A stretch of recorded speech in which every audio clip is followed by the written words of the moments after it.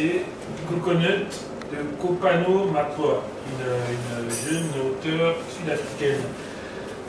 Coconut, en fait, le titre dit presque tout. Hein. Ici, en France, on traduirait par Bounty. En gros, on est dans l'Afrique du Sud post-apartheid, en fait, c'est deux jeunes filles. Les filles noires qui veulent être blanches. Au Filoué, voilà, au Filoué et Fikilé. Donc, elles n'ont pas connu la ségrégation, en fait, elles se posent des problèmes aujourd'hui, quoi. C'était l'un des intérêts du livre, moi, c'est en fait de voir, parce qu'en Afrique du Sud, quand on en parle, on voit tout de suite l'apartheid, Nelson Mandela. L'histoire se passe dans les années 2000, voilà, donc c'est des jeunes filles qui sont... Voilà. Il y a une qui est issue d'une la société, on va dire, plus ou moins huppée, qui a des parents qui ont assez réussi, qui vit dans une cité bunker avec tout ce qu'il y a comme gardien, et une autre qui est issue des ghettos, qui travaille dans un des cafés les plus célèbres de la ville, et toutes les deux, en fait, veulent être des petites blanches. Celle du ghetto, bon, elle en a marre de la vie, je crois qu'elle vit avec son oncle qui a abusé d'elle sexuellement quand elle était gamine. Elle s'en est rendue compte assez tard. Sa mère l'a abandonnée, elle s'est suicidée, je crois.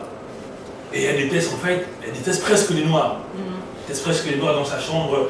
Voilà, c'est rempli de posters de stars hollywoodiennes et tout ça américaines.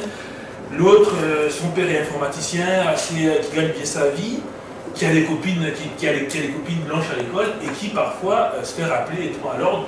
Elle se rend compte effectivement qu'on la traite toujours comme une noire. Donc c'est deux regards de jeunes filles sud-africaines issues de deux milieux différents, mais l'Afrique du Sud, en fait, je veux dire des années 2000. Moi j'ai particulièrement aimé, c'est très révélateur de la société, aujourd'hui, hein, de la société actuelle de l'Afrique du Sud.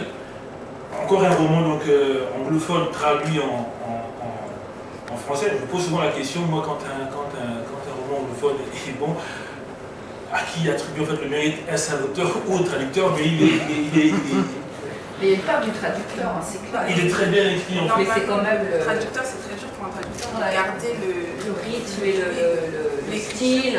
Oui, tout à fait, et c'est important aussi. Toi, tu l'as lu? Ah, mais j'ai beaucoup aimé. Alors c'est vrai que c'est une écriture aussi, c'est une superbe écriture pour un premier roman. Quelquefois, les premiers romans ont quand même des lourdeurs ou des... non, c'est vraiment très bien écrit et c'est ça, c'est un portrait, enfin c'est deux portraits qui se croisent à un moment, mais c'est la vie quotidienne dans une Afrique du Sud où on se rend compte que même si effectivement l'apartheid est terminé, il y a le problème du racisme qui persiste et qui est omniprésent dans la vie quotidienne de ces jeunes sud-africaines qui sont sur deux niveaux différents au niveau social, mais qui finalement ont les mêmes problématiques par rapport à ça. C'est vraiment très bien écrit, c'est très agréable à lire.